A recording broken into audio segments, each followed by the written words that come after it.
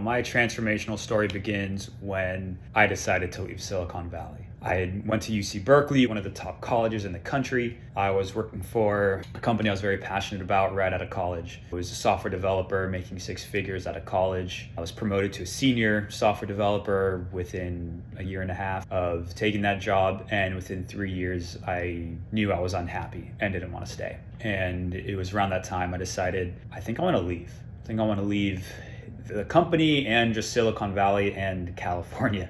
It turns out I left the entire country, and it sparked my whole journey from that point on. What started it was I was unhappy with where I was, and I knew a lateral shift from one company to another was not going to change that. And it was a process of deciding. And it was a process. It wasn't simply one decision. It was at the end of the day, but to get to the point of making the decision was a process for me.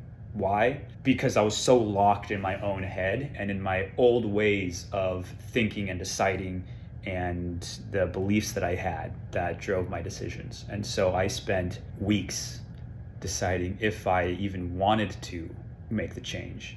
In the back of my head, I knew, yes, I want to, but I spent weeks justifying it to myself and telling myself it was okay to do that and to give myself permission to do so.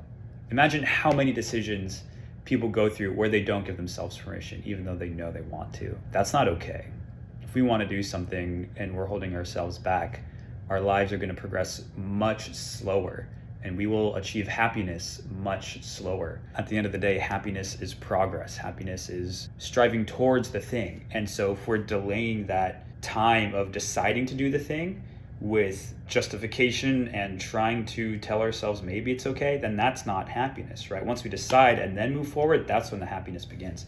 But everything else is just rumination, it's worry, it's worrying about what other people think. So it took me several weeks. I decided I want to be a digital nomad. I want to make money online, remote. I want to have a remote job, and I want to travel the world. I saw people doing it in blog articles and videos, and I was like, how are they doing this? And at the time, I'm a software developer. Most of the people, no, I shouldn't say most, a lot of the people were in software. It's one of the easiest jobs to be remote with. And I was there thinking, I can't do that. Of course, I was wrong.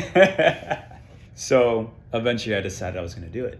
And I left California in May of 2017, and I haven't moved back since. I traveled full time for 2 years, ended up living in Puerto Rico for 3 years, which was a bucket list item of mine to live in a Spanish speaking country. After 3 years in Puerto Rico, I decided it's not where I want to be long term. And so I moved here to Tampa, Florida. And it's great.